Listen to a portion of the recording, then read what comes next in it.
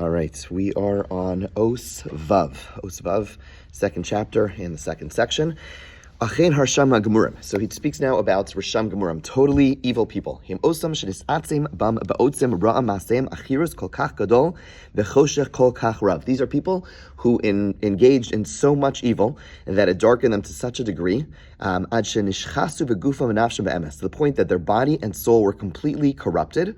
V'shavu bilti ru'im b'shum panim lidavik bo yisbarach, and therefore they're incapable of connecting to God. Remember, when we think about the judgment that we are normally presented with as we enter into the next world, whether it's the afterlife, meaning when our soul and body depart, or in Olam Haba, we oftentimes are presented as a matter of judgment. God is deciding, is this person worthy, is this person not worthy? And he has been trying to help us understand that it's not just a matter of, punishment versus reward, but really it's a matter of consequences in the literal sense. In the literal sense, if a person has corrupted their body to such a degree, they are incapable of connecting to God, right? As opposed to someone who lived a righteous life, as opposed to thinking about it as God is rewarding you for doing what's right, it's that this is your reality, right? That's the difference between reward and punishment and consequences. So again, we are oftentimes presented as, okay, you do what's wrong, God's going to punish you. Do what's right, God's going to say, oh, here you go, here's your reward, you get good, Gan Eden.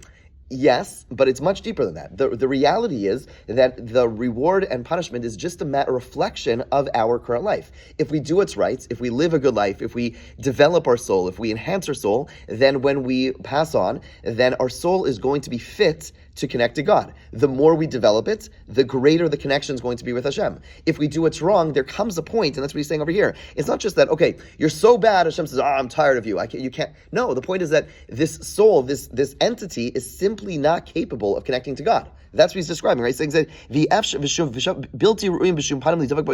it is impossible for such a soul to connect to Hashem. There's a possibility that such a person will have a few good deeds, but these are deeds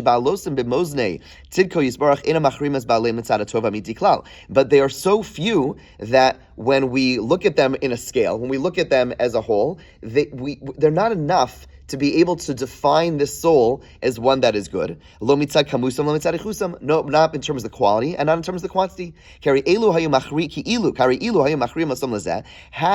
amount of mitzvos that they've done, or the quality of mitzvos they've done. In other words, you could have someone who maybe they did a certain amount of good mitzvos, or someone who did maybe only one good deed, but they did it in such a good way. Like you have the example, although this may not be a good example, of Esav, who is so obsessed with kibbud av v'em. Does a murderer, adulterer, everything wrong. Avodah, everything wrong. But kibbud av v'em, they do really, really, really well. So whether it's in terms of quantity or quality, and such a person would be enough to then redefine their soul as one which is good. That person would not be considered a Rasha Gamor.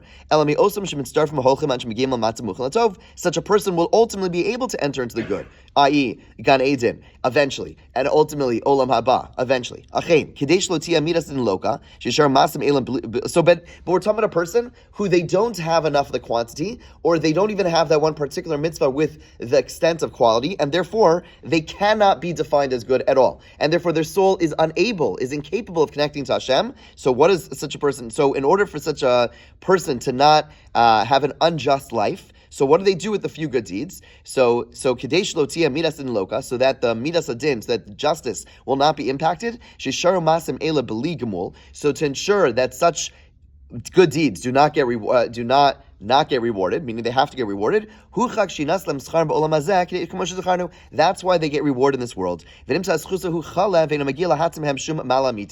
get the reward in this world, and it doesn't have any long-lasting impact with them, i.e., they don't get any reward for it in the world to come. Right? So again, he's describing over here this unique category of people, who are Risham Gemurim. They don't have either quantity or quality. Yet at the same time, we need to ensure that they get reward for the good deeds that they do, and therefore they get the reward here in this world, and therefore justice is still expressed because they are getting rewarded, but at the same time, due to their lives, they're incapable of getting to the next world. So again, you may think, as we spoke about before, based on this, okay, so I'm not a Rasha Gamor, I'm not someone who just has one mitzvah or a few good mitzvahs, I'm definitely better than that, and therefore all is good. So we'll come back tomorrow, we'll see that just because you're not a Rasha Gamor doesn't necessarily mean that all is good, as we'll discuss tomorrow. But again, this is the unique category of the Rasha Gamor.